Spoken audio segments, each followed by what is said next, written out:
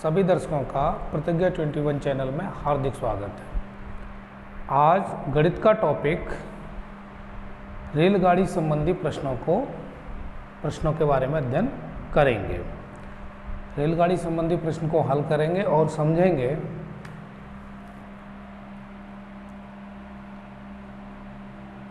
रेलगाड़ी संबंधी प्रश्न हल करना, आज हमारा टॉपिक ये है गणित में।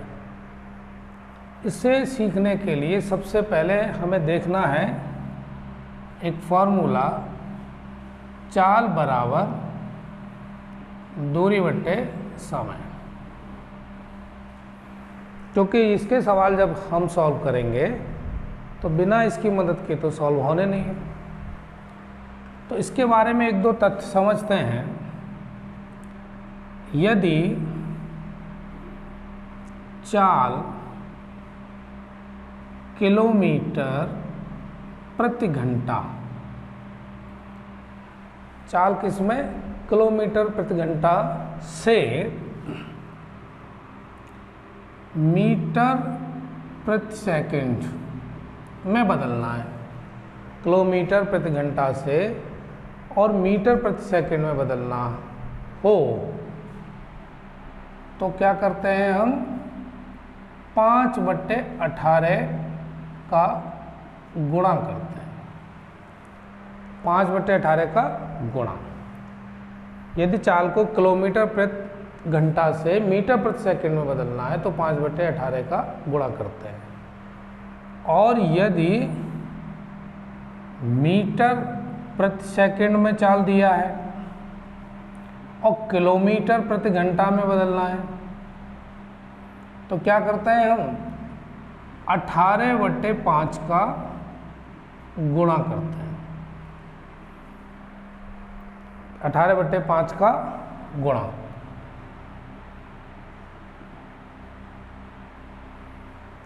अब ये दो बातें आपको समझ में आनी चाहिए। अब इसका सवाल देखते हैं, उसके बाद ही तो समझ में आएगा। जैसे एग्जाम्पल लिया हमने 36 किलोमीटर प्रति घंटा को मीटर प्रति सेकंड में बदलो। अगर हमारी चाल दी हुई है कितनी, 36 किलोमीटर प्रति घंटा और मीटर पर सेकंड में पूछ रहा है, तो अभी बताया है क्या करना है, इसको 5/18 से गुणा करना है। 18 दूनी 36 और 2 में अगर 5 का गुणा करते हैं तो कितना है, 10 मीटर प्रति सेकंड हो गया। क्या हो गया, 10 मीटर प्रति सेकंड। ये मैंने आपको ये सवाल करके दिखाया। अब समझना ये है कि 18/5 या 5/18 ये आया कहाँ से। अब इसको समझने के लिए फिर एक नए प्रश्न का सहारा लेते हैं, तब समझ में आएगा ये 5/18 आया कहाँ से। इसको समझते हैं। एक नया क्वेश्चन लिया है हमने।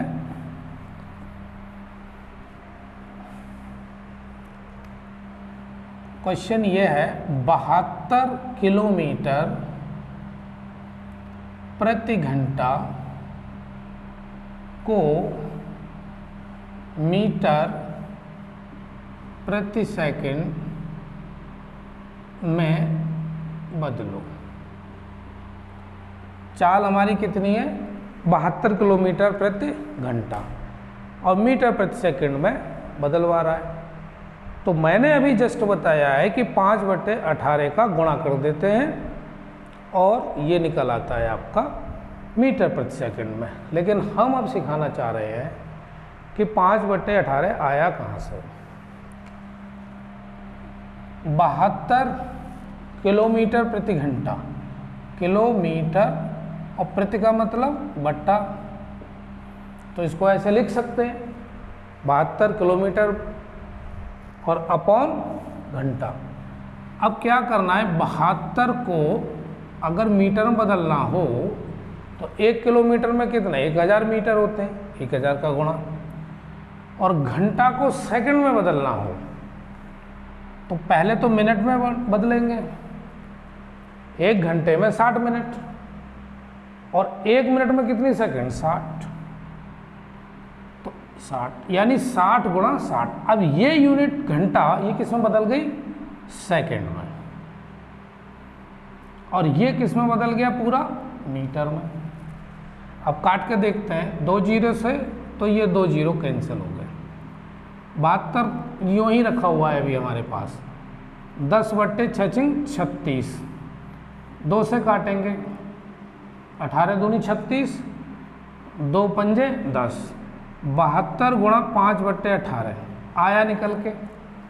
तो हम इतना बड़ा कैलकुलेशन ना करके हमने छोटा याद कर रखा है, 5/18 का गुणा कर देते, किसी भी परिस्थिति में आएगा तो यही।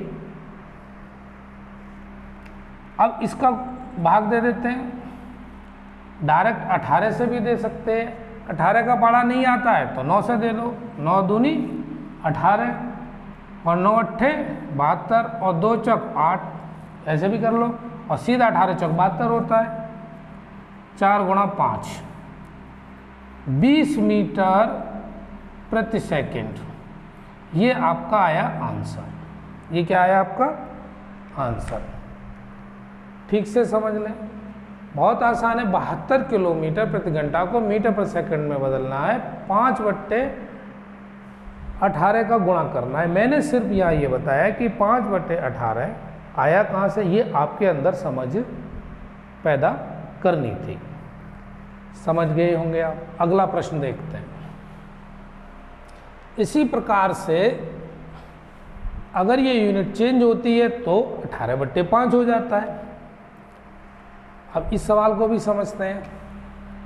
क्वेश्चन दिया है 50 मीटर प्रति सेकंड को किलोमीटर प्रति घंटा में बदलो।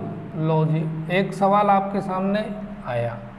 अब क्या है, छोटी यूनिट से हम बड़ी यूनिट की तरफ जा रहे हैं, और अभी सीखा था हम बड़ी यूनिट से छोटी यूनिट की तरफ जाना। तो इसमें क्या करेंगे, 50 गुणा 18/5।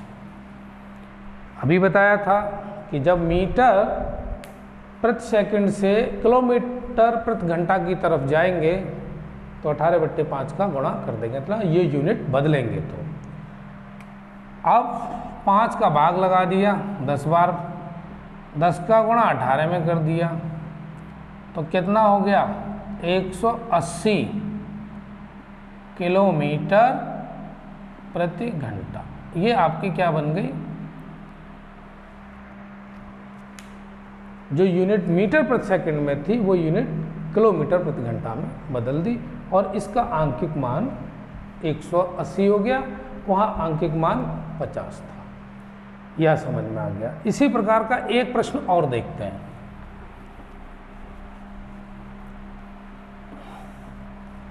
क्वेश्चन ये है 75 मीटर प्रति सेकंड, 75 मीटर प्रति सेकंड को बदलना है किलोमीटर प्रति घंटा में। 75 में मैंने अभी बताया था गुणा 18/5, 5 का भाग लगा दो, 5 एकम 5, 5 25, 15 पंजे 75 होते हैं। अब यहाँ पर क्या करना है, हमको सीधा सीधा गुणा करना है। 15 अट्ठे कितने होते हैं 120, और 15 एकम 15, और हासिल कितना लगा 12 और 15 कितने हो गए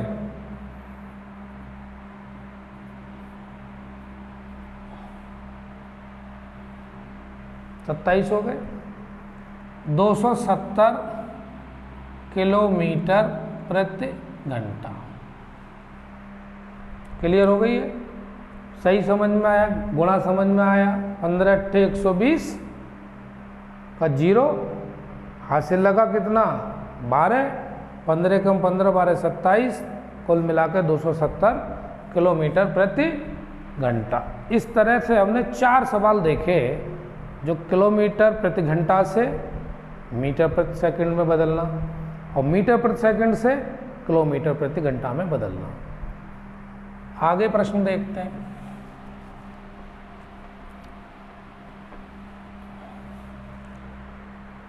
क्वेश्चन ये है 270 मीटर लंबी रेलगाड़ी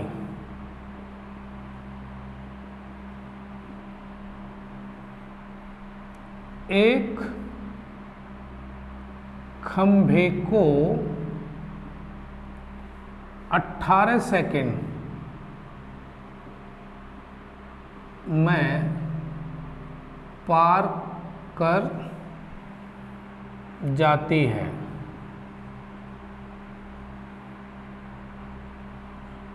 रेलगाड़ी की चाल किलोमीटर प्रति घंटा में बताओ। सवाल आपके सामने ये इस तरह से है। 270 मीटर लंबी रेलगाड़ी है, 18 सेकंड में क्या कर रही है, खंभे को पार कर रही है और रेलगाड़ी की चाल किलोमीटर प्रति घंटा में पूछ रहा है, मीटर प्रति सेकंड में नहीं पूछ रहा है। तो आपको उस फॉर्मूले की ज़रूरत पड़ेगी। कैसे निकालेंगे? चाल बराबर दूरी बटे समय। मैंने बताया था अभी, बिना इस फॉर्मूले की मदद के सवाल तो सॉल्व होना ही नहीं है। दूरी कितनी है? 270 और समय कितना है? 18 सेकेंड। अब किलोमीटर प्रति घंटा में पूछ रहा है तो अभी हमने बताया था क्या करेंगे, 18/5 का गुणा। तो अब क्या बन गया ये, और 18/5 गुणा करेंगे तो क्या बन गया ये, किलोमीटर प्रति घंटा। 18 से तो 18 कट गया। अब 270 में 5 का भाग देना है। 5 25 और 2 बचेंगे, 5 20, 54 किलोमीटर प्रति घंटा। ये प्रश्न आपके सामने सरल हो गया, ये आपका हो गया आंसर। सवाल को सिर्फ समझना होता है, फिर उसके बाद प्रैक्टिस करना होता है। जब समझ में ही नहीं आ रहा तो प्रैक्टिस काहे की करेंगे, पहले समझ लेते हैं। एक इस टाइप का सवाल आपने समझा, खंबे को पार करने वाला। अगला सवाल समझते हैं।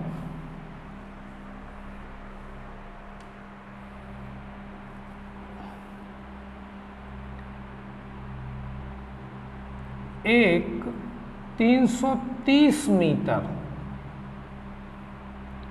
लंबी रेलगाड़ी, कितनी, 330 मीटर लंबी रेलगाड़ी 54 किलोमीटर प्रति घंटा की चाल से जा रही है। वह 270 मीटर लंबी गुफा को पार करने में कितना समय लेगी। प्रश्न आपको समझ में आ ही गया। एक जो आपके सामने है लिखा, एक 330 मीटर लंबी रेलगाड़ी, यानी रेलगाड़ी की लंबाई 54 किलोमीटर प्रति घंटे की चाल से जा रही है। 270 मीटर लंबी गुफा को पार करने में कितना समय लेगी। अब इस प्रकार के जो सवाल होते हैं, अब यहाँ जैसे गुफा दिया हुआ है, अगर इसकी जगह क्या दिया होता, पुल दिया होता, तो भी हम उसी मेथड से वो भी प्रश्न करेंगे जो इस मेथड से इसको करेंगे। कैसे करेंगे? समय चाल बराबर दूरी बट्टे समय, ये हमारा फॉर्मूला हर जगह काम आएगा, बिना इसकी मदद के कुछ। अब समय निकालना है तो समय बराबर क्या होगा, यहीं से देख लीजिए, ये समय यहाँ आ जाएगा और चाल यहाँ आ जाएगी, तो दूरी बट्टे चाल। समय का कोई फॉर्मूला नहीं, इसी को बदल के हमने ये बना लिया, अलग से कुछ नहीं है, सब इसी से ही बनेगा। समय बराबर दूरी बट्टे चाल। दूरी अब हमारे पास कितनी हो गई, 330 तो रेलगाड़ी की लंबाई है, और उसी में जोड़ना है पुल की लंबाई हो, गुफा की लंबाई हो, प्लेटफॉर्म की लंबाई हो, सब उसी में जोड़ते हैं। तो यहाँ पर 270, तो कुल दूरी हो गई आपकी। और चाल कितनी दी है, 54 किलोमीटर प्रति घंटा। अब 54 किलोमीटर प्रति घंटा है, इसको मीटर पर सेकंड में बदलना हुआ है, तो क्या करेंगे, ये 5/18 का गुणा। अब ऊपर की जो वैल्यू है वो कितनी आएगी, 600, और 18 तिया 54 और 3 पंजे 15। 600 में जैसे ही हम भाग देंगे 15 का, तो 15 चौक 60, 40 सेकेंड हो गया। 40 सेकेंड आंसर आया, यानी 270 मीटर लंबी गुफा को पार करने में 40 सेकंड लगेंगे। शर्त ये है इस प्रश्न में कि रेलगाड़ी की लंबाई में गुफा की लंबाई जोड़ के दूरी के स्थान पर रखना होगा, और चाल आपको दी हुई है किलोमीटर प्रति घंटा में, उसको मीटर प्रति सेकंड में बदलना होगा। बदलने के लिए आपके सामने शर्त ये, क्योंकि ये दोनों दूरियां किस में है, मीटर में, इसलिए आप मीटर प्रति सेकंड में इसको चाल को बदलेंगे। अब ये प्रश्न भी आपकी समझ में आ गया। अगला प्रश्न देखते हैं।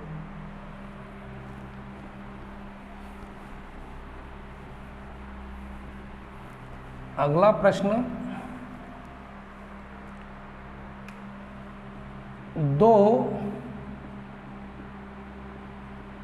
रेलगाड़ी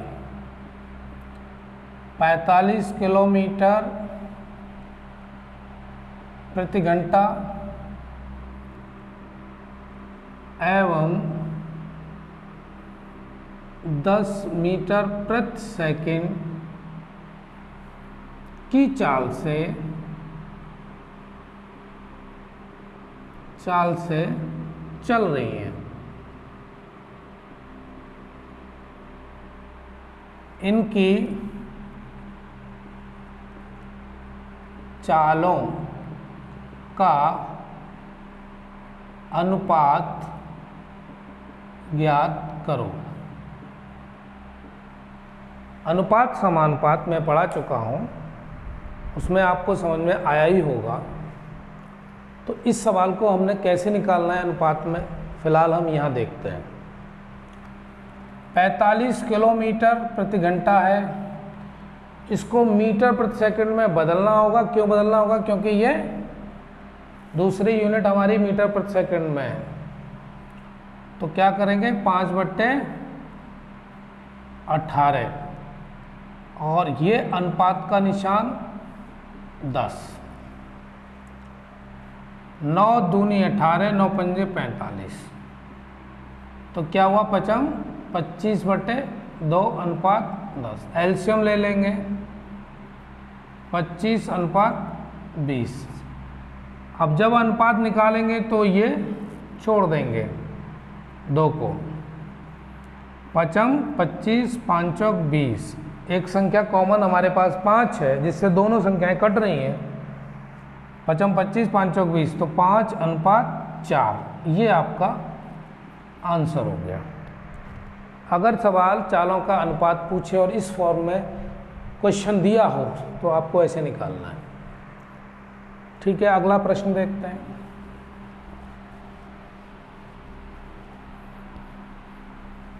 अगला प्रश्न,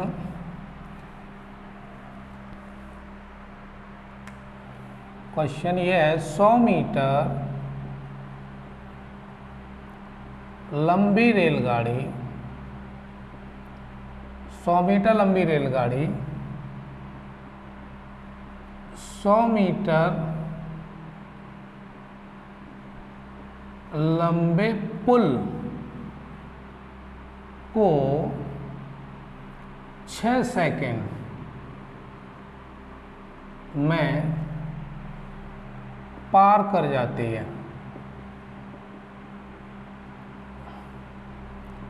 200 मीटर लंबे पुल को कितने सेकंड में पार करेगी? क्या प्रश्न है आपके सामने? 100 मीटर लंबी रेलगाड़ी है, यानी रेलगाड़ी की लंबाई 100 मीटर और 100 मीटर लंबे पुल को 6 सेकंड में पार कर जाती है। इतने प्रश्न को पढ़ने से हमको एक बात पता चल जाएगी कि हम उसकी चाल पता कर लेंगे, क्योंकि चाल बराबर क्या होता है? दूरी बट्टे समय। 200 मीटर लंबे पुल को कितने सेकंड में पार करेगी? तो पहले तो हम चाल निकालते हैं। चाल बराबर दूरी बटे समय। दूरी कितनी थी? 100 मीटर प्लस 100 मीटर और समय कितना है? 6। 200 बट्टे 6 और इसे 2 से काटेंगे तो 100 बट्टे 3 मीटर प्रति सेकंड। ये हमने रेलगाड़ी की चाल निकाल ली, चाल पता चल गई। और 200 मीटर ये दूरी है, यह भी पता चल गई। तो फिर तो समय निकल आएगा, क्योंकि समय बराबर क्या होता है? दूरी बटे चाल। दूरी है 200 मीटर और जब भी हम 200 में अभी बताया इससे पहले कि पुल, गुफा, प्लेटफॉर्म किसी की भी लंबाई दे रखी हो तो उसमें रेलगाड़ी की लंबाई को जोड़ लेते हैं। 200 में किसको जोड़ेंगे? रेलगाड़ी की लंबाई को।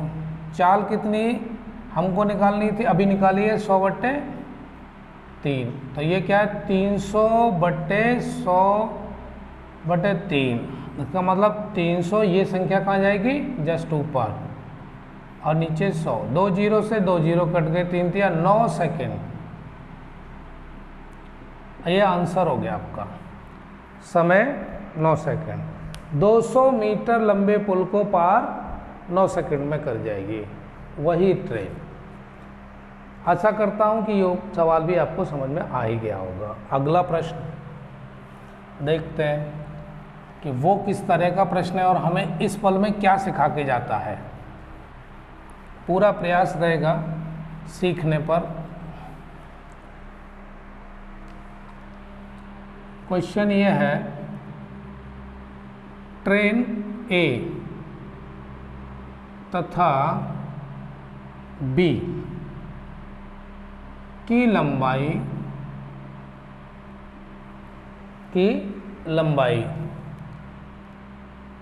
या क्रमशः 225 मीटर तथा 250 मीटर है। यदि चाल क्रमशः 54 किलोमीटर प्रति घंटा तथा 36 किलोमीटर प्रति घंटा हो तो ट्रेन ए में बैठे हुए व्यक्ति को ट्रेन बी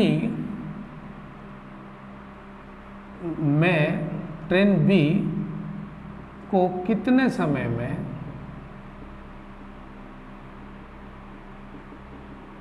पार कर लेगी। यदि दोनों विपरीत दिशा में, दोनों ट्रेन विपरीत दिशा में गतिमान हों।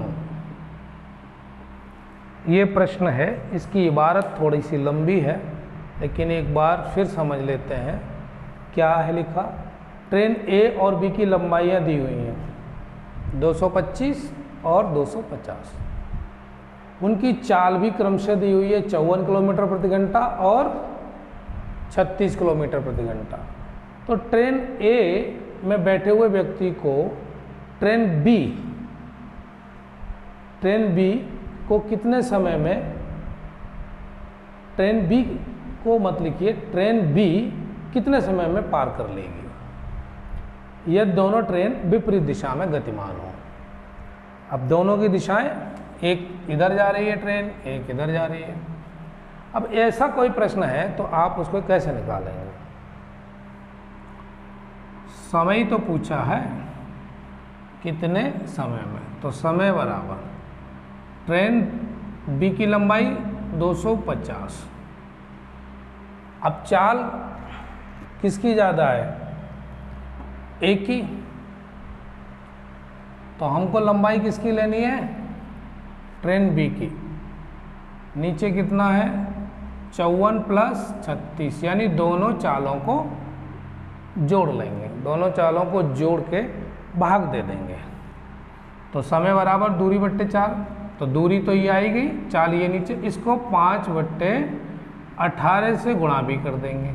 क्यों कर देंगे? क्योंकि ये किलोमीटर प्रति घंटा में। अब क्या हुआ? 250 बट्टे, ये दोनों को जोड़ो, 6 4 90 हो गया। ये 5/18, 18 ऊपर चला जाएगा, 250 गुणा 18 बटा 90 गुणा 5। काट लेते हैं, 5 25, 0 से 0 कट गया, 9 दूनी 18, 5 में गुणा करेंगे 2 का, कितना हुआ? 10 सेकेंड। 10 सेकेंड में पार कर जाएगी, आंसर है। कहने का मतलब इस प्रश्न का जो मूल तत्व है वो क्या है कि जो ट्रेन तेज चल रही है और एक जो धीमी चल रही है, सिर्फ इतनी सी बात है कि ये बी कितने समय में पार कर लेगी। तो ये समझना, और ऐसे में सवाल जब समय पूछे तो दोनों की चाल को भाग लगा देते हैं दूरी में। क्यों? कौन से में? जिसकी चाल कम है, जिसकी स्पीड कम है। तो 36 किलोमीटर यानी बी ट्रेन जो है उसकी स्पीड कम है, तो उसकी लंबाई लेंगे, ना कि लंबाई इसकी। मैंने आज तुम्हें प्रयास किया है बताने का आप सभी लोगों को रेलगाड़ी संबंधी कुछ प्रश्न, कुछ बेसिक इन्फॉर्मेशन। अब अगले क्रम में हम बताएंगे थोड़े से इससे कठिन और मुश्किल सवाल। तब तक हमारा सहयोग करते रहिए। धन्यवाद।